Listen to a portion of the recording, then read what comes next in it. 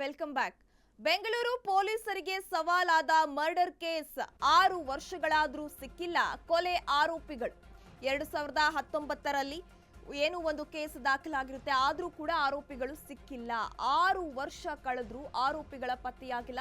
2019ರಲ್ಲಿ ಸಂಪಂಗಿ ರಾಮನಗರದಲ್ಲಿ ನಡೆದಿದ್ದ ಸಂತೋಷ್ ದೇವಿ ಅವರ ಕೊಲೆ ಮಾಡಿ ಚಿನ್ನಾಭರಣವನ್ನ ಕಳ್ಳತನ ಮಾಡಿ ಹೋಗಿದ್ರು ಕದೀಮರು. ಆದ್ರೆ ಕೋರ್ಟ್ಗೆ ಸಿ ರಿಪೋರ್ಟ್ ಸಲ್ಲಿಸಿ ಎವಿಡೆನ್ಸ್ ಸಿಕ್ಕಿಲ್ಲ ಅಂತ ಪೊಲೀಸರು ಹೇಳಿರುವಂತದ್ದು. 6 ವರ್ಷಗಳಾದ್ರೂ ಆರೋಪಿಗಳ ಒಂದು ಸುಳಿವು ಸಿಕ್ಕಿರಲಿಲ್ಲ. 2019ರಲ್ಲಿ ಚಾಕುವಿನಿಂದ ಚುಚ್ಚಿ ಕೊಲೆ ಮಾಡಿದ್ರು ಕದೀಮರು.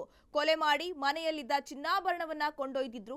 ಈ ಪ್ರಕರಣವನ್ನ ಭೇದಿಸಿದ್ದಾರೆ ಬೆಂಗಳೂರು ನಗರ ಪೊಲೀಸರು.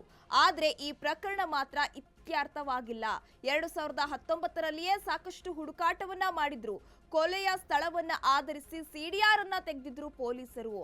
ಸಿಡಿಆರ್ ಆಧರಿಸಿ ಬೇರೆ ಬೇರೆ ಜಿಲ್ಲೆ, ಬೇರೆ ಬೇರೆ ರಾಜ್ಯದಲ್ಲಿ ಕೂಡ ಹುಡುಕಾಟವನ್ನ ನಡೆಸಿದ್ರು.